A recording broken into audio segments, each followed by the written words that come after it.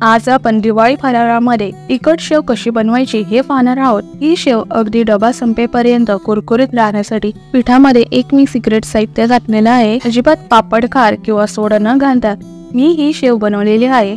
वेळ न घालवता रेसिपीला सुरुवात करूया। जर तुम्हाला माझ्या रेसिपीज आवडत असतील तर चॅनलला जरूर सबस्क्राइब करा, त्यासोबत बेल आयकॉन देखील प्रेस करा। आज आपण दिवाळीसाठी मसाला शेव तयार करणार आहोत। शेव बनवण्यासाठी सर्वात आधी आपण एक सिक्रेट मसाला तयार करून घेणार आहोत। त्यासाठी अर्धी वाटी सोललेला लसूण घेतलेला आहे, 3 चमचे जिरे घेतलेले आहेत आणि 1 चमचा ओवा घेतलेला आहे। लसणाचं प्रमाण तुम्ही तुमच्या आवडीनुसार कमी जास्त करू शकता। सर्वात आधी एक छोटं मिक्सरचं भांडं घ्यायचं आहे। या भांड्यामध्ये हा घेतलेला लसूण, जिरा आणि ओवा काढून घ्यायचा आहे।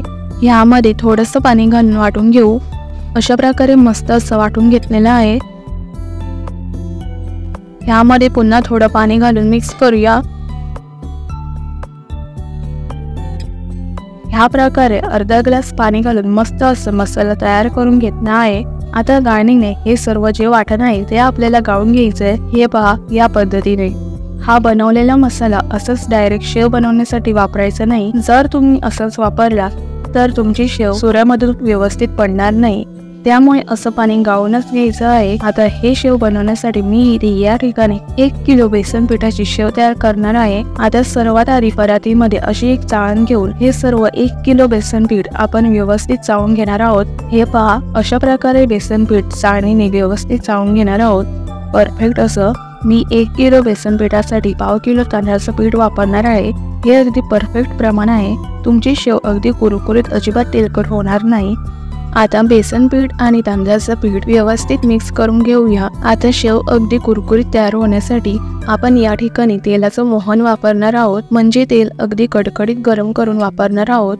तर या ठिकाणी बरोबर मी 3 पळ्या म्हणजेच 3 चमचे भरून मी या ठिकाणी तेल घेतलेलं आहे। अगदी तेल कडकडीत गरम केलेलं आहे। आता हे तेल फार गरम आहे, त्यामुळे लगेचच हाताने मिक्स न करता चमच्याने व्यवस्थित मिक्स करून घ्या। आता हे घातलेल्या तेलाचं मोहन आपल्याला सर्व बेसन पिठाला अगदी व्यवस्थित चवून घ्यायचं आहे, जेणेकरून आपली अगदी मस्त कुरकुरीत शेव तयार होईल। आता तेल देखील हलकसं थंड झालेलं आहे। आता हातानेच मी तेलाचं मोहन बेसन पिठाला व्यवस्थित चवून घेणार आहे।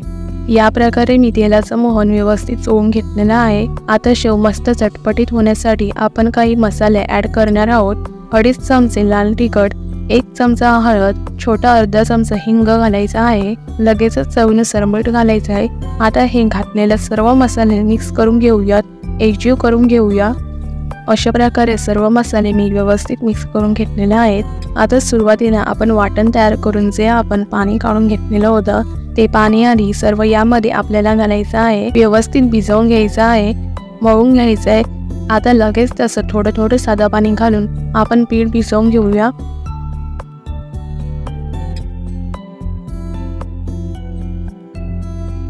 हे बघा, अशा प्रकारे मी मस्त असं पीठ भिजवून घेतलेलं आहे।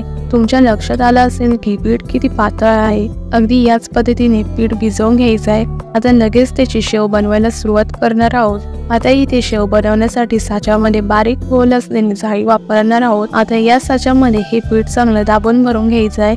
हे पीठ साच्यामध्ये भरण्यासाठी मी या साच्याला तेल आतमधून लावलेलं होतं। आता आपण सूर्याचं झाकण देखील लावून घेऊया। एका साईडला मी तेल देखील तापवायला ठेवलं होतं। मस्त अशी शेव तेलामध्ये मी सूर्याने पाडून घेत आहे। हे पहा, मस्त असं गोलाकार शेवीचा घाणा घालून घेतलेला आहे। आता मध्यम आचेवरती मस्त अशी शेव तळून घ्यायची आहे। शेव थोडीशी अशी झारायला कडक लागली की त्यानंतर शेवीची बाजू बदली करून घ्यायची। दुसऱ्या बाजूने सुद्धा 10 ते 15 सेकंद तळून घ्यायचे।